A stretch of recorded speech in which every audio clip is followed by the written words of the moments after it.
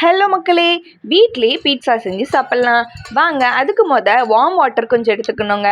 அதில் சுகர் நல்லா கரைஞ்சதுமே ஈஸ்ட் ஒரு 1.5 ஸ்பூன் அளவுக்கு போட்டு அதை ஆக்டிவேட் பண்ணுறதுக்காக 1/2 hour வச்சிடலாம். அதுக்கப்புறம் ஒரு பவுலில் மைதா மாவு எடுத்துகிட்டு அதில் கொஞ்சம் உப்பு போட்டுட்டு 1/2 hour ஆக்டிவேட் ஆன ஈஸ்ட் அதில் ஊற்றி நல்லா பிசைஞ்சு எடுத்துக்கணுங்க. மாவு நல்லா சாஃப்டாக வர வரைக்கும் பிசையணுங்க. கொஞ்சமாக ஆயில் போட்டு பிசைஞ்சு எடுத்துக்கலாம். பாருங்கள், இந்த அளவுக்கு சாஃப்டாக வந்திருக்கணுங்க. ஸோ இதை நம்ம என்ன பண்ணலாம் அப்படின்னா, அதே பவுலில் வச்சு அது மேலே கொஞ்சமாக ஆயில் விட்டு அதை நல்லா க்ளோஸ் பண்ணி வச்சிடணும். ஏன்னா இப்போ மாவு வந்து நம்மளுக்கு நல்லா உப்பி கிடைக்குங்க. ஸோ ஒரு 1 hour கழித்து உப்பின மாவில் 2 half நான் பிரித்து எடுத்துக்கிறேங்க. அதுக்கப்புறம் ஒரு பிளேட்டில் கொஞ்சம் மைதா மாவு போட்டுட்டு அதில் நம்ம எடுத்து வச்சுருக்கிற டோவை நல்லா விரித்து விட்டுக்கணுங்க.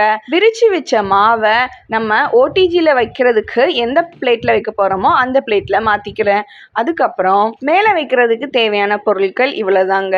நம்ம இன்னைக்கு சிக்கன் பீட்சா தாங்க செய்ய போகிறோம். ஸோ சிக்கனுமே ஃப்ரை பண்ணி எடுத்துக்கிட்டேன்.